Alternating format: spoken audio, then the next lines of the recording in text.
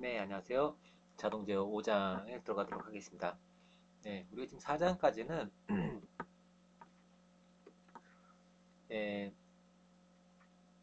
자동 제어 시스템 제어 대상이죠. 제어 대상에 대해서 모델링을 하고 그 모델에 대해서 거동답에 대한 특징을 분석하는 것까지 했습니다. 5장의 내용은 앞선 2장과 3장의 내용이 연장선상에 있습니다. 합쳐서 모델링으로 하나로 묶어도 사실 크게 무리가 없는 그런 챕터가 되겠습니다. 지금 보게 되면 제목을 보게 되면 멀티플 서브 시스템들의 리덕션 이렇게 써 있어요. 우리가 2장과 3장의 모델링에서는 입력과 출력이 있는 어떤 시스템에 대해서 살펴봤습니다. 그런데 이런 시스템이 여러 개다. 여러 개가 있다. 뭐 이럴 수 있겠죠. 뭐 이렇게 뭐 여러 개가 있을 수 있습니다. 자, 이럴 때 이런 여러 신호들 중에서 그 중에 어떤 데가 인풋이 되고 그 다음에 그 중에 어떤 곳이 아웃풋이 될 때 그 인풋에서 아웃풋까지 요만큼 요거를 하나의 모델로 모델링 하고 싶다는 거죠. 하나로 만들고 싶다는 얘기죠. 단순하고 싶다는 얘기입니다. 예, 이거에 대한 해법을 제시하는 게 5장이 되겠습니다. 그래서 블럭의 개수를 줄이겠다라는 거죠. 그래서 그 중에 한 가지 방법, 그 기법으로 시그널 플로우 그래프라고 하는 그런 방식을 제시를 합니다. 블록 다이어그램에 대비되는 그런 대비가 아니고 이게 그 대체되는 그런 개념인데요. 좀 더 쉽게 그릴 수 있고 간단하게 할 수 있고 뭐 등등입니다. 그래서 이거를 활용해서 메이슨의 공식이라고 하는 것을 쓰게 되면 손으로 푸는 거죠. 손으로 풀 때도 이렇게 복잡한 거를 하나의 형태의 전달함수를 구할 수 있는 그런 공식이 있습니다. 그 공식을 소개를 하도록 하겠습니다. 그리고 밑에 있는 것은 모델이 사실 여러 가지가 있는데 우리가 2장에서 잠깐 얘기했었지만 뭐 페이즈 베리얼 폼이니 뭐 컨트롤 캐노니컬 폼이니 옵저버 캐노니컬 폼이니 캐스케이드니 패러렐이니 등등이 있습니다. 이런 것들에 대해서 잠깐 얘기를 하고 서로 변환이 가능하다는 정도만 얘기를 합니다. 그리고 사실 여러분들이 앞서 제가 다른 챕터에서 얘기한 적이 있지만 여러분들이 이 리니어 엘지브라라고 하는 선형 대수라고 하는 그 과목을 들을 기회가 있으면 꼭 듣기 바라고요. 그 기회가 없다고 하더라도 인강도 뭐 너무나 많이 있고요. 이거는 너무나 오래된 학문이고 교재도 사실 거의 바뀌지가 않습니다. 너무나 오래된 그런 부분이기 때문에 그런 것들을 교재를 사서 뭐 중고로 사도 상관없습니다. 아주 옛날 중고로 사도 상관이 없고요.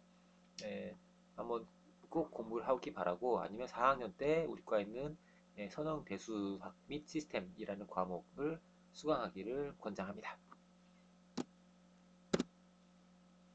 네, 뭐 이런 컨텐츠로 되어 있고요. 그래서 여태까지는 우리가 지금까지는 블록 다이어그램 형태를 봤었는데요. 이거를 시그널 프로그래프로 이제 바꿀 수 있습니다. 바꿔놓고 좀 더 간단하게 해석을 할 수가 있습니다. 음. 자, 이게 신호죠, 신호. 어떤 신호, 입력이 들어가고, 출력이 있고, 뭐 이런 신호에 대해서 시스템이라고 하는 것은 요거를 시스템이라고 하죠. 요거를. 입력이 정의되고, 출력이 정의된 요거 시스템이라고 합니다. 그리고 신호를 전부 다 합치는 거, 각각을 다 모으는 거, 서밍 정션이라고 해서 뭐 더하기, 빼기 이런 형태로 모을 수 있고요. 다시 신호를 이렇게 각각으로 나누어서 보낼 수도 있습니다. 자, 그런 기본적인 거를 얘기했을 때, 그런 기본 시스템이 이렇게 자, 있다고 할 때, 자, 이게 복수가 될 때, 여러 개가 될 때 가장 기본적인 패턴이 뭐가 있을 수 있냐면 직렬, 병렬, 피드백 이렇게 세 가지입니다. 직렬은 뒤에 붙는 게 되겠죠. 병렬은 이렇게 되는 게 되겠죠. 피드백은 거꾸로 이렇게 되는 거예요. 플러스 마이너스일 수도 있고 플러스일 수도 있고 이런 거. 이렇게 크게 세 가지 패턴에 대해서 보고자 합니다. 첫 번째가 직렬입니다. 시리즈죠. 직렬. 여기는 가정이 써 있는데요. 이 가정을 뭐를 얘기하는 거냐면 우리가 직렬을 이렇게 직렬 연결을 하는데 여기 신호를 만약에 x라고 한다면 여기 신호는 이렇게 뒷단이 G2라고 할까요? G2가 연결되어 있으나 이게 끊어져 있어서 연결되어 있지 않으나 이게 항상 똑같다. 그런 여건이다. 그런 여건인 것을 가정하고 논의를 풀어나가고 있다. 라는 겁니다.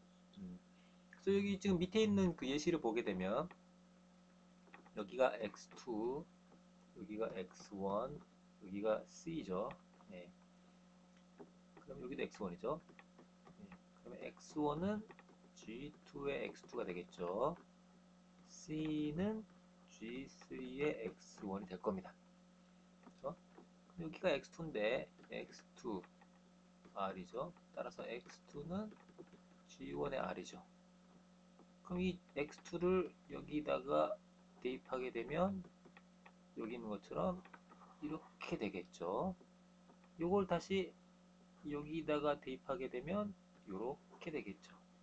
따라서 R과 C와의 관계는 이렇게 되는 것을 알 수가 있습니다. 즉 이렇게 하나로 통합시킬 수 있다는 얘기죠. 즉 직렬은 곱셈이 된다는 걸 알 수 있습니다. 어떤 서브 시스템들을 직렬 연결하게 되면 그걸 하나로 통합한 것은 각각의 서브 시스템들의 곱셈의 형태가 된다는 것을 알 수가 있습니다. 자, 그럼 조금 전에 가정이라고 하는 게 있었는데요. 연결되나 안 되나 똑같다 뭐 이런 얘기 있었죠. 거기에 대한 얘기를 좀 해볼까 합니다. 뭐 책에는 이런 식으로 알스베로로 그 예제가 제시가 되어 있는데요. 간단하게 자, 이런 시스템을 한번 생각해 봅시다. 이렇게 자, 이런 시스템이 있다고 합시다. 똑같은 저항 두 개로 이루어져 있어요. 여기 입력이 전압이 걸리고 출력 전압이 있습니다. 자, 그러면 V2는 전압 분배 법칙에 의하면 R 더하기 R분의 R이니까 어떻게 됩니까? 이렇게 되겠죠. 즉 입력에 들어온 거를 반으로 만들어주는 그런 시스템인 것을 알 수 있습니다. 요 네모가 그렇죠? 그러면 내가 4분의 1배를 만들고 싶어서 똑같은 거 두 개를 갖다 놨어요. R, R, R, R입니다. 그래서 반으로 만들어주는 거 하나, 또 그걸 또 반으로 만들어주는 거 하나를 만들었어요. 그래서 여기가 V1, V2, V3라고 하면 여기가 반으로 만들어주는 거고 여기가 반으로 만들어주는 거니까 전체가 4분의 1이 되겠지라고 기대를 하고 짠 하고 연결하는 순간 어떻게 됩니까? 여기 전압이 원래는 이랬었는데 이제는 이렇게 안 되게 되죠. 왜냐면 여기 입장에서 보게 되면 이 저항만 있는 게 아니고 이제는 이런 저항이 또 병렬 연결되니까 달라졌다는 얘기죠. 이런 거를 이제 임피던스 매칭이라고 하죠. 네, 그래서 이런 일이 일어나는 것을 방지하기 위해서 여기도 있지만 이렇게 곧장 연결하게 되면 그런 일이 발생한다는 거죠. 여기 양단의 전압이 이때 전압이 똑같이 나오지 않게 됩니다. 이런 걸 방지하기 위해서 여기다가 뭘 넣습니까? 버퍼라고 하는 걸 넣게 되는 거죠. 버퍼를. 예. 그래서 여기 있는 것처럼 이 지금 OP앰프를 활용한 너인버팅 앰프가 지금 들어가 있는데요. OP앰프의 특징이 아까 뭐였습니까? 우리 2장에서 여기서 봤을 때 인풋 임피던스가 무한대였죠. 저항이 무한대란 얘기죠. 저항이 무한대니까 어떻게 됩니까? 여기는 끊어진 것과 같죠. 끊어지면 어떻게 됩니까? 이게 원래 있던 그림 그대로잖아요. 요것만 있던 그림 그대로죠. 그러니까 원래 있던 전압이 그대로 나타나게 됩니다. 그대로 나타나게 된다는 거죠. 그리고 그 전압이 여기에 전달돼서 전압 분배 법칙에 의해서 여기에 출력으로 나오게 됩니다. 따라서 이런 버퍼가 중요하다라는 걸 알 수가 있죠. 근데 우리는 사실은 현실적으로는 이렇지만 블록 다이어그램 입장에서는 이미 그런 것들은 다 해결이 된 상태다라고 가정을 하고 있습니다.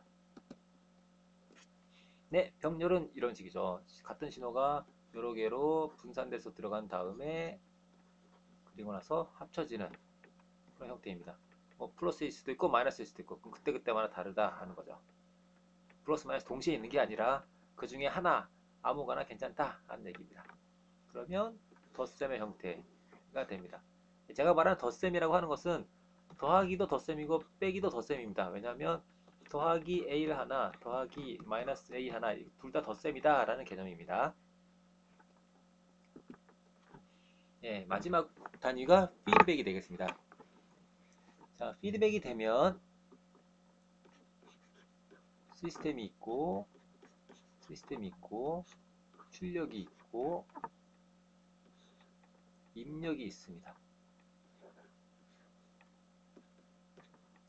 요걸 하나의 형태, R에서 C까지의 하나의 형태로 만들고 싶은 거죠. 이퀴버런트한 등가인 그런 걸 만들고 싶은 거죠. 그죠? 그런 거를 구하기 위해서 여기다가 에러에 해당되는 개념인 E를 도입을 해서 관계식을 써봤습니다. 그러면 여기가 C니까 여기도 C고 여기는 C가 들어가서 H가 곱해지니까 HC가 되겠죠. 그죠? 여기는 E가 들어가서 G가 곱해지니까 GE가 되겠죠. 여기 C랑 같은 거죠. 그죠? 이 관계식으로부터 E는 요거 빼기 요게 되겠죠. 그게 여기에 있습니다. 그 다음에 여기에 관계식이 여기에 있죠. 여기 E가 앞에 이렇게 구해졌기 때문에 대입을 하면 다시 이렇게 쓸 수 있습니다. 이거 연립하게 되면 R에서 C까지 전달함수를 이와 같이 R에서 C까지 전달함수를 요거를 요와 같이 얻어낼 수가 있습니다. 요거는 여기가 마이너스일 때 해당되는 거죠. 마이너스일 때. 마이너스면 여기가 플러스가 됩니다. 왜 마이너스일 때 먼저 얘기하냐면 특별한 케이스가 아닌 이상은 거의 대부분 네거티브 피드백을 하기 때문에 여기 FB라고 하는 것은 피드백을 줄여서 쓴 겁니다. 네, 대목임. 물론 일부러 파지티브 피드백을 걸 때도 있습니다. 그건 일부러 발전시켜서 그 뭐지? 뭐 주기적인 신호라든지 클락이라든지 이런 거 만들 때 쓰는 경우는 있는데 거의 대부분의 경우는 안정화시키기 위해서 네거티브 피드백을 걸게 됩니다. 앞서 있었던 이런 그 관계식을 구할 때 사실은 여러분들이 선형대수에 해당되는 개념을 알고 있으면 훨씬 좋다는 게 시스터매틱하게 풀 수가 있어요. 그냥 방정식들을 연립해서 풀 수도 있지만 연립하고 대입하고 해서 풀 수도 있지만 벡터 매트리스 폼으로 만들어 놓게 되면 짠 하고 클리어하게 해를 구할 수가 있습니다. 앞서 방정식이 이렇게 돼 있었는데요. 우리가 갖고 있는 시스템 중에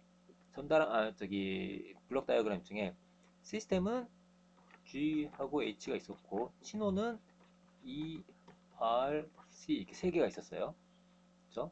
그래서 이 신호에 해당되는 것을 벡터로 만들어 놓고 시스템에 해당되는 것을 이제 상수로 취급을 하는 거죠. 그렇게 해서 연립방정식 다시 씁니다. 예, 이건 다시 이항을 시킨 거죠. 이항을 시키면 여기도 E하고 C가 있고 여기도 E하고 C가 있죠.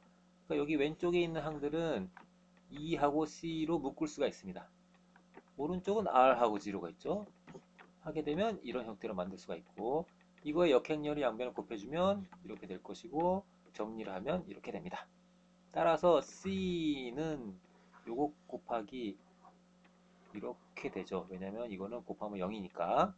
따라서 전달함수가 이렇게 된다는 것을 시스터매틱하게 짠짠 구할 수가 있습니다. 이거를 매트랩으로 코딩해서 구현한 게 오른쪽에 보여지고 있죠.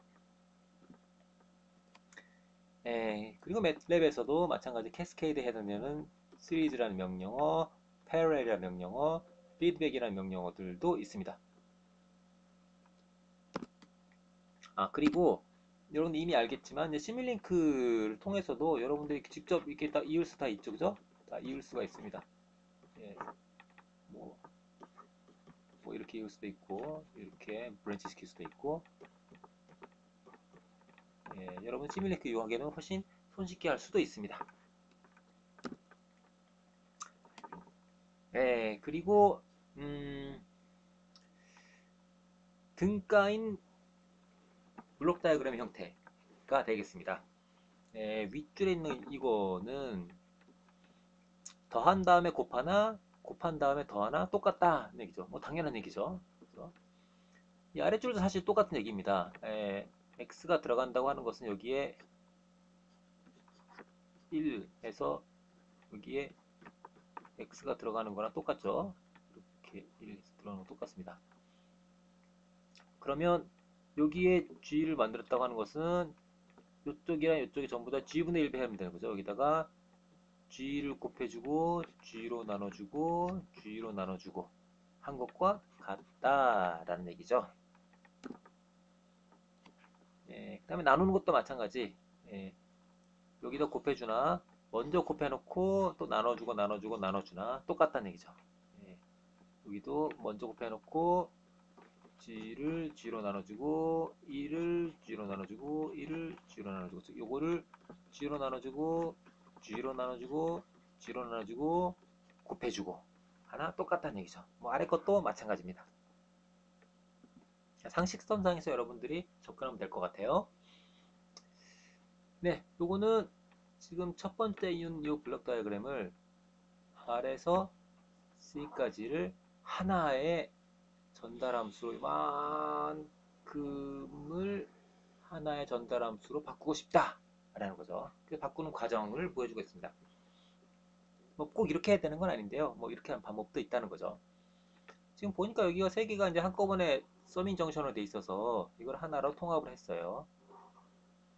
통합을 하고 보니까 여기가 이렇게 이렇게 이렇게 다 병렬 연결인 걸 알 수가 있죠. 그래서 병렬 연결된 것을 또 하나로 통합을 했습니다.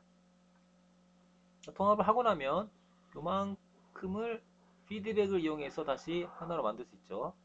그렇게 하고 나면 다시 또 이거랑 요거랑 직렬이죠. 곱셈만 해주면 됩니다. 그러면 여기 있는 것처럼 이런 하나의 전달함수를 여러분들이 구해낼 수가 있게 됩니다. 뭐 방법이 이것만 있는 건 아니고요. 이렇게 해도 된다라는 거죠. 자, 요번에는 블록 다이어그램이 좀 더 복잡하게 생겼죠. 예, 이런 복잡하게 생긴 거에 대해서 마찬가지로 여기 내가 관심 갖는 것은 여기서부터 오른쪽 끝에 여기까지의 전체를 하나의 전달함수로 바꾸고 싶다라는 겁니다. 그를 접근하기 위한 방법이 여러 개가 있는데요. 그 중에 한 가지 물리책에서 또 제시하고 있는 방법을 소개하도록 하겠습니다. 먼저 지금 시스템이 6개가 있죠. 6개에 대해서 넘버링 했습니다. 지금 빨간색 숫자로 써 있는 것처럼 여기 이거는 1번, 요거 2번, 요거 3번 등등등입니다. 그러면 매트랩에서 요 각각의 전달함수의 정보를 넣습니다. 입력을 했습니다. 그렇죠? 그리고 append라는 명령을 이용해서 이걸 전부 다 인식을 시켜줍니다. 다음으로 인식시켜줬다는 거죠. 그 다음에 입력이 어디에 들어가냐? 입력이 어디 들어가냐면 1번에 들어가죠. 그러니까 1입니다. 출력은 어디서 나오냐 하는 거죠. 어디서 나오냐면 3번에서 나옵니다. 그래서 3이라고 씁니다. 그 다음에 행렬을 정의하는데요. 행렬을 어떻게 정의하냐면 각각의 요 블록에 대해서 정의합니다. 근데 뭘 정의하는 거냐면 각각의 블록에 다른 시스템에서 들어오는 게 뭐가 있냐를 쓰면 됩니다. 1번은 들어오는 게 4번에서 마이너스 돼서 들어오는 거 이거 하나만 있죠. 그러니까 마이너스 4만 집어넣는 거죠. 사실 요것만 쓰는 이 시점에서는 뒤에 0이 몇 개가 붙는지 알 수가 없어요. 그냥 공란으로 두면 됩니다. 일단은 몇 개가 될지 모르니까. 그 다음에 2번 이때 소개되면 들어오는 게 요건데 여기 들어오는 게 여기 1번에서 들어오고 5번에서 마이너스로 들어오죠. 1번 들어오고 5번에서 마이너스로 들어오고 이렇게 쓰면 되는 거죠. 3번은 여기 들어오죠. 세 개의 합입니다. 여기는 이렇게 해서 이 점이죠. 아까 뭐였습니까? 요거랑 이거 두 개였죠. 1번하고 마이너스 5. 그래서 1하고 마이너스 5 있죠. 그 다음에 2가 들어오고 6이 마이너스 돼서 들어오고 2가 들어오고 마이너스 6 돼서 들어오고 이 순서는 상관이 없습니다. 아무렇게 해서도 됩니다. 네. 4번에 들어오는 거는 요 2가 나와서 들어오죠. 5에 들어오는 것도 2가 나와서 들어오죠. 6에 들어오는 거는 3이 나와서 들어오죠. 해서 보니까 제일 긴 게 요거죠. 여기죠. 그러니까 나머지 0으로 채워넣은 거죠, 이제. 처음에 공란이었는데 다 0으로 다 채워넣습니다. 그리고 나서 연결해라. 뭐를? 시스템이랑 Q랑 인풋이랑 아웃풋을 연결해라. 라고 하는 거죠. 그래서 전달함수라고 하고, 미니멈 리얼라이제이션이라고 해서 최소 차수로 만들겠다. 뭐 하게 되면 짠 하고 이 전체 전달함수가 구해지게 됩니다. 예. 뭐 이렇게 구해도 된다라는 거죠. 네, 여기까지 이따 끊고 아니구나. 여기까지 해야겠구나. 요거는 좀 중요한 내용인데요. 요것만 따로 끊어서 하는 게 나을 것 같습니다. 예, 끊겠습니다.